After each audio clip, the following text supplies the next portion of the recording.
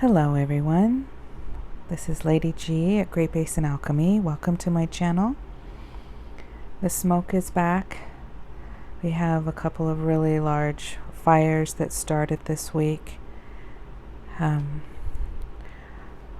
over in Napa and Sonoma counties, places that I know very, very well. I lived in that area for 10 years, and so that's been weighing on my heart and requiring me to do extra energy work both on myself and in order to hold an appropriate safe space for those who are going through intense transformation right now. It also means that I have to close up my house and turn off the air conditioner again. So if you hear a hum in the background, that's because I have a fan going on to help keep me cool, because it can get a little warm in the house with everything so closed up. We had a week without smoke. That was amazing. It was really the first break that we've had since July. Last week we had about a week without smoke, and I'm grateful for that. We've missed all of summer. We have not had a summer here because we couldn't go outside. My garden is a mess. But I'm grateful. I'm grateful for that week break that we did have. My spirits lifted. It was such a different experience to be able to see the sun and the blue sky and take a deep breath without coughing or wheezing or having my eyes water or my chest burning, even with a mask on. So hopefully some sort of storm is on its way. We don't usually get our first winter storm until the end of October, but maybe we'll get one a little earlier this year. We will see what Mama Gaia has in store for us. I am learning that even though I can hold an energy of what I would like to happen weather-wise, and that I can affect things weather-wise energetically, it's not always best to do that. And I'm learning that there is a reason why Mama Gaia does the things that she does, even if it's incredibly uncomfortable and incredibly disruptive and upsetting to our lives. And I have a feeling, based on what I have looked up about this full moon, that is going to be the theme for the next 2 weeks as we release, because a full moon is all about the culmination of growth, and now it's time for release. So this full moon is in Aries, and which is the first sign of the zodiac calendar. It's also interesting that, here we've just finished what are called the high holy days in the Jewish calendar, Rosh Hashanah and Yom Kippur. We've finished the Torah. We're about to enter into Sukkot, starting on Friday, which is the harvest festival. And Rosh Hashanah is celebrated as the creation anniversary, creation of this planet, or creation of the Jewish lineage is actually what it is, but it's also creation of all of humankind that currently exist on this planet. So it is a new year that the Jewish tradition invites all humans to celebrate. And I find that it's really interesting that it's 6 months apart from the agricultural New Year, which happens in Aries at Passover. So here we have two beginnings culminating in this full moon and reflecting one another. And so We're looking at the agricultural cycle as well as the human cycle as they come together in this really unique way, because we're also entering the harvest time of the agricultural cycle in present time, which is reflecting the time and the effort that we put in the spring in order to make this harvest happen. And so there are lots of ways this is showing up in our lives at this time as we move in the United States into the last month before the election. We had our first presidential candidate debate this week.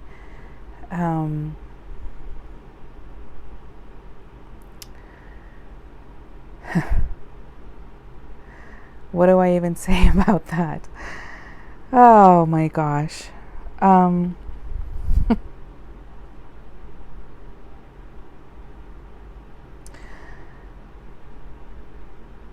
What I can say is this, because I have plenty to say, but I would talk for 3 hours nonstop, and I'm pretty sure that would not be appropriate at this time. So what I will say is this. We are at a time when we're going to be forced to choose who we are, not only as a nation, but who we are as individuals. And this is not only for the United States, this is for the entire world. Who are we as individuals? What do we stand for, and what will we stand up to? It's a time of reckoning. And it is vitally important that each of us takes the time to really confront ourselves and our beliefs and examine them piece by piece, bit by bit. What have I been taught about who I am, where I fit in the world, what my purpose is, where I belong, and what I believe to be truth in this world, because it might not be true, or it might be finished. And so this is the time.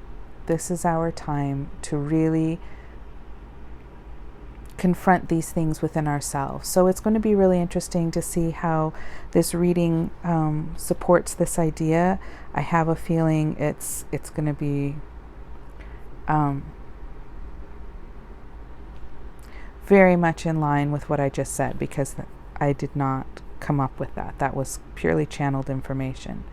So I went ahead and pulled some cards just to help keep the video shorter. I have to keep them under half an hour because it takes so long to load them onto YouTube. So with that, I might start talking really quickly because I feel like there's a lot to say, and I want to get through it all for you. So there are a couple of things I want to look at with this full moon. I've come across two different systems of meanings of degrees for the different astrological signs within the zodiac. And so this particular full moon in Aries is at 9 degrees 8 minutes. So we're going to look at these symbols meanings for 9 degrees of Aries. And I'm going to start with the Sabian symbol, which has been traditional for a while, almost 100 years. But I don't particularly connect with the Sabian because they're often for me too cryptic, which is why I really appreciate this next system that I'm going to also talk about. But I find it interesting to look at them both together, because then you get a richer, fuller meaning. And so the Sabian symbol for 9 degrees of Aries says, a teacher gives new symbolic forms to traditional images. So that kind of goes along with what I was saying just a couple minutes ago about, what do you believe? What are your traditions? And are those now outdated? Are they completed? It's time to consider a new perspective, or a new symbol, or new meaning to the things that once held so much meaning for you. And how is that going to fit into this system called Inside Degrees by Elias Lonsdale? I really enjoy this system because I find it's a little richer.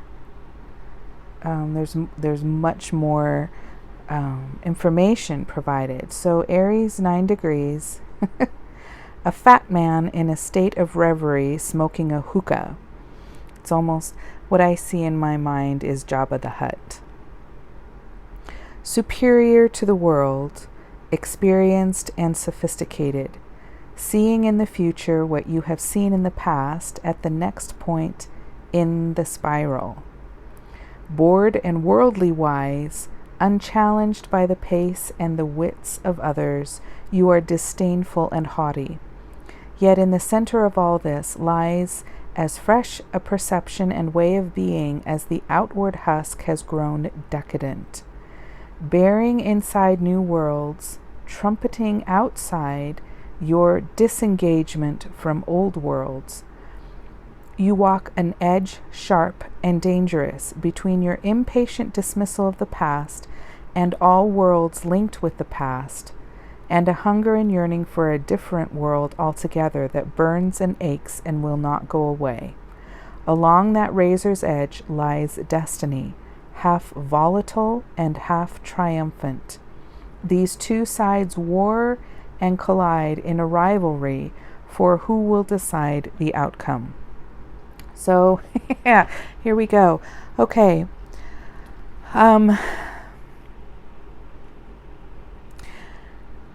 We are talking about the apathetic and those who are starting to awaken, those who are starting to recognize and understand that things cannot be the way that they have been, that it's time to change. And yet we might not know what that means, what that looks like, what that change is going to involve, or what we will be like on the other side. Let me give you an example. I'm being asked to share an example.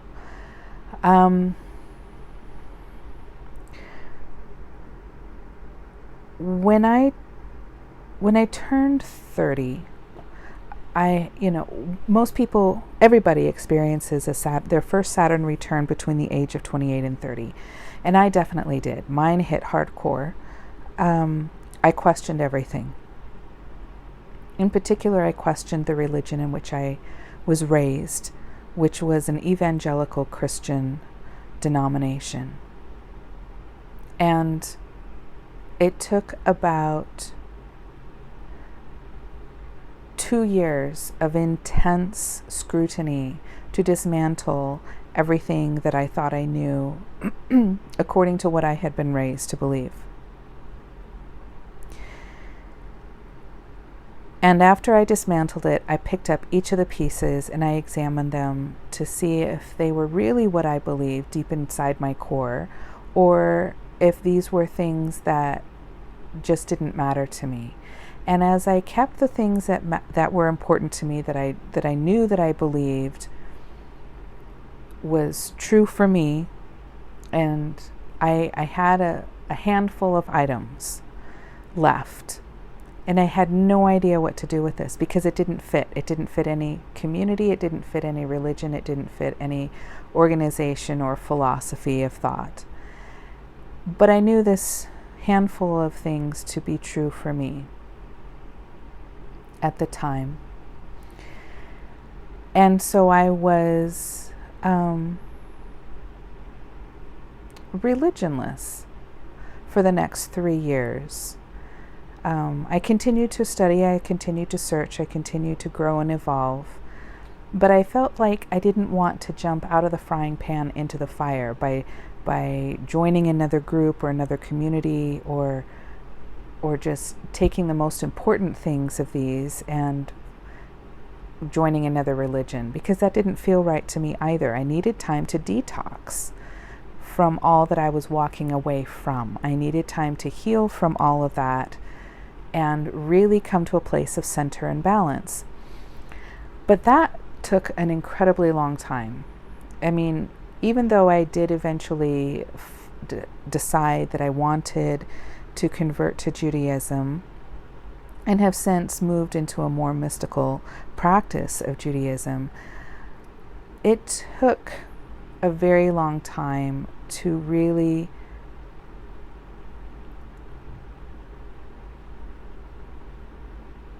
walk away from all that I absorbed as a child through this evangelical Christian denomination. And I would be asked to perform music for different church events because I am a musician. That is my undergrad degree. And I could not stay for the rest of the service. I would do my thing and I would have to leave because I would be so angry that I couldn't stay in my seat. I would want to stand up and I would want to yell at the minister for what he was, and that was another thing, for what he was saying that was just so full of foolishness. And so I know this feeling about being disdainful and haughty,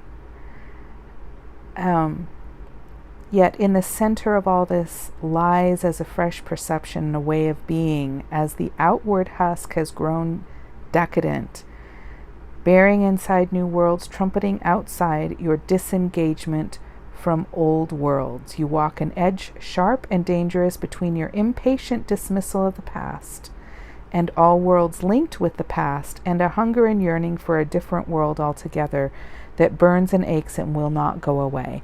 And that's essentially what was motivating me, is that I couldn't stay in that old way of being anymore. I had to walk forward, no matter how many of my friends walked away from me, and I had quite a few who did, including family.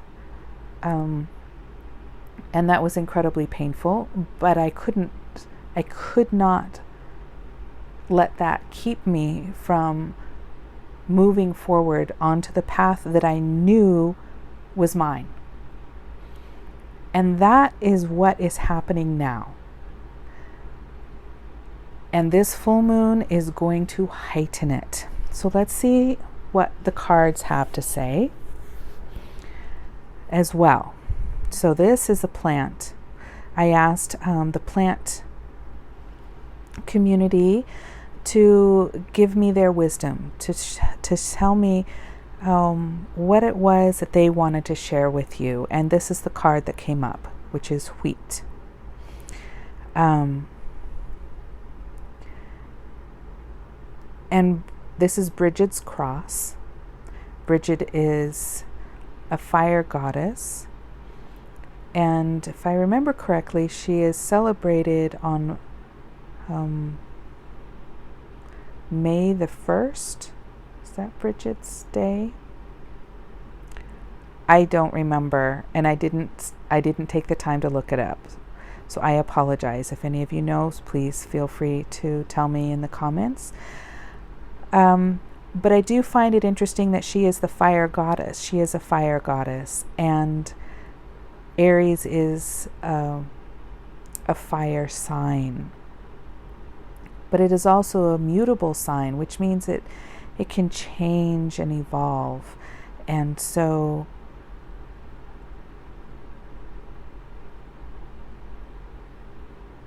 this is interesting. What I'm getting is ironically, the parable that Jesus told about the harvesting of the wheat that grows with the weeds, that you don't pull out the weeds while it's growing, because then you would pull up the wheat that grows alongside it. And so you allow the weeds and the wheat to grow together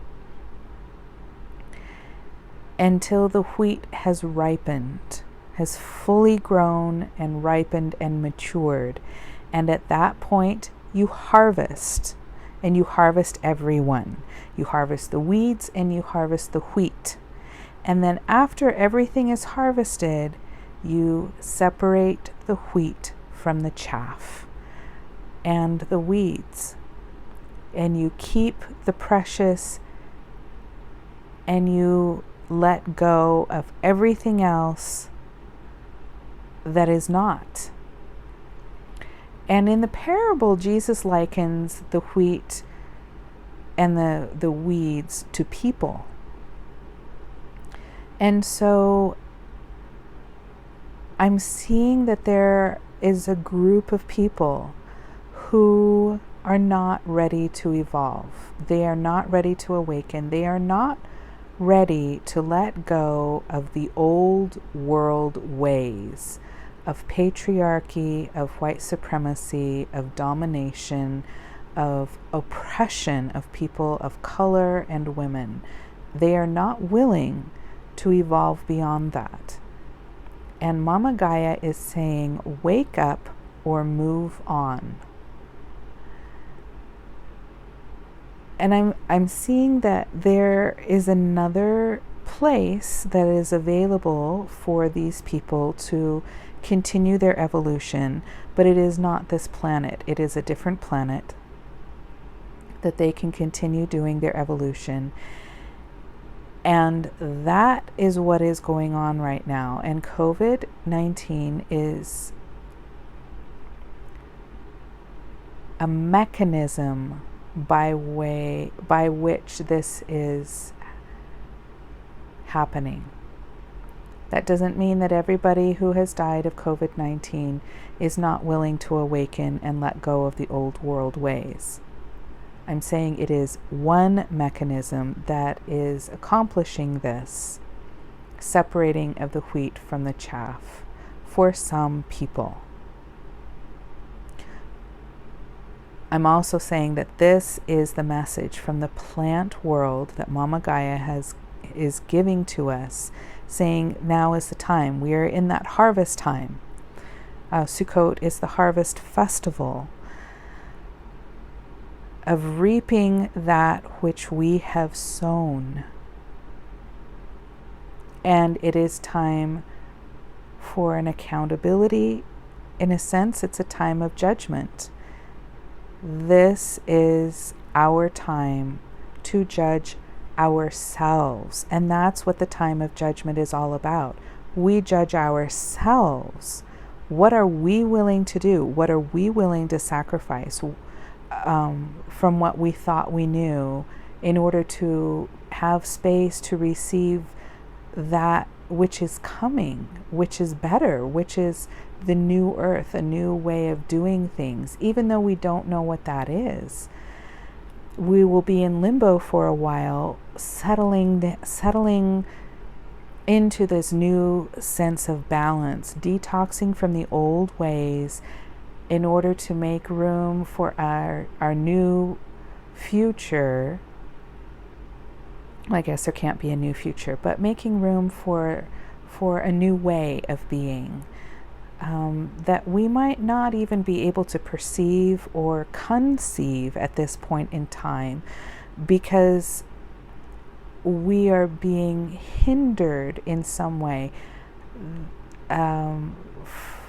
through our beliefs and through our systems of being, that we cannot see and perceive those new ways. We cannot discern them yet. And so there will be a time of rest after the harvest. But the harvest is now. The harvest is starting now. And that's what this is about. This card is telling us. Now, next, I asked Ganesh, Lord Ganesh, to tell us what is this barrier that is getting in the way of us being able to perceive where we are moving into. And he said enlightenment is the barrier.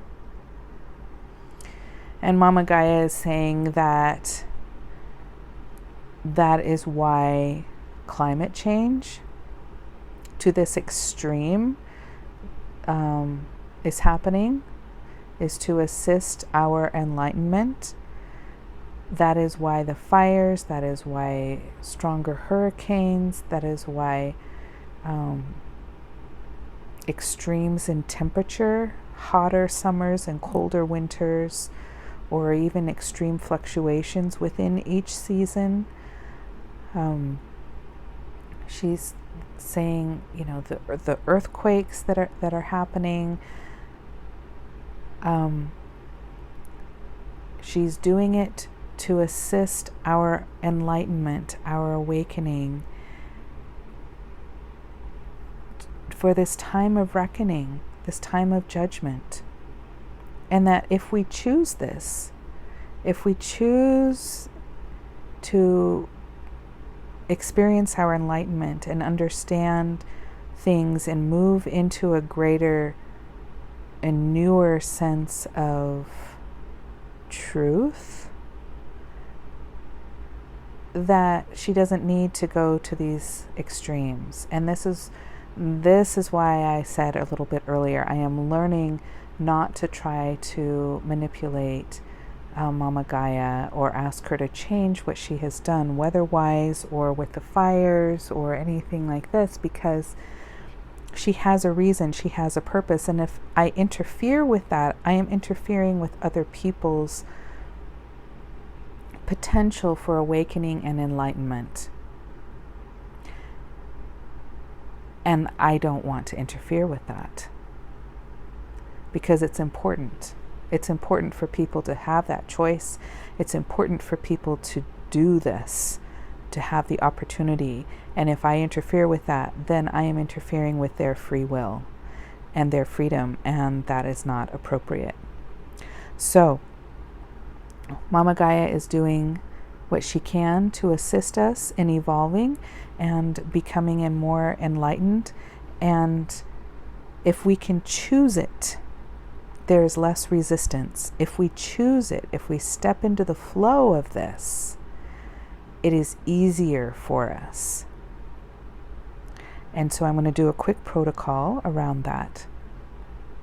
We invite you at the level of your higher self to work with the energetic fields and the guides to locate the energetic flow of enlightenment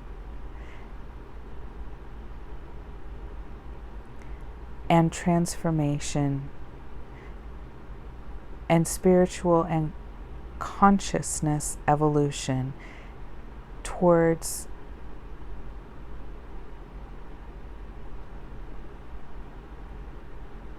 a higher frequency way of being. There, okay. And we ask you at the level of your higher self to work with the energetic fields and the guides to locate all of your grounding mechanisms, your magnetic structures, and to gently lift them all up and off of these old ways that are finished. All of your reference points, lift them all up and off of these old ways. And we ask you to plant yourselves into the rich and fertile energy and the flow consciously choosing this change and evolution.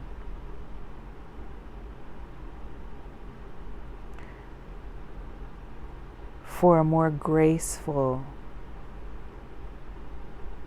way forward.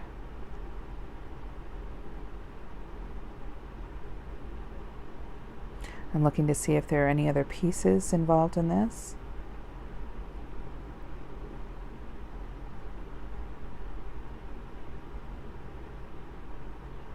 Connecting to this new energy, updating all communication grids,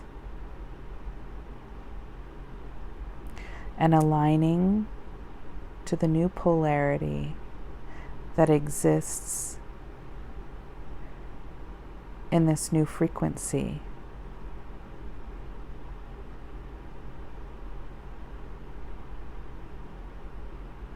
Orienting in a new way with your body deva and your teams.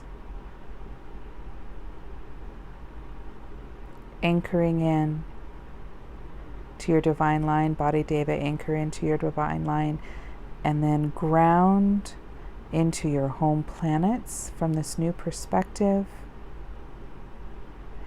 And then in this new fertile energy, body deva, increase your magnetics. More. Because the more magnetics you hold, the more light and higher consciousness can come in. Updating all reference points, all ways of being, perceiving, and being perceived in this planet. Okay. And is there a mantra that can help us? Here we go. I've got to finish up here. Life mirrors my every thought. As I keep my thoughts positive, life brings to me only good experiences. As I say yes to life, life says yes to me. Sometimes the fear of the unknown can bring blockages to moving forward into the things that we wish, because we don't see how they can happen. We don't see how they can unfold. And it can be difficult to sit in the unknown. It can be difficult to sit in the chaos and allow it to be, allow it to just exist, and allow us to not know what is next. And sometimes we have to sit in that for a few months or even a year or 2 years before we have any clarity as to where we're going. And so if we can just embrace that, if we can embrace the unknowing, if we can just allow that not knowingness to be, and to allow this harvest and separating of the wheat and the chaff to happen, and just be still. Be still within ourselves, within our divine line. Allow our enlightenment to happen, to unfold in new ways, and allow the things to fall away that are clouding our enlightenment, perceptions, and discernments, so that we can see what is supposed to happen next. I wish you grace. I wish you ease. I wish you the desires of your soul during this time, whatever that may be. And until we speak again, go in love.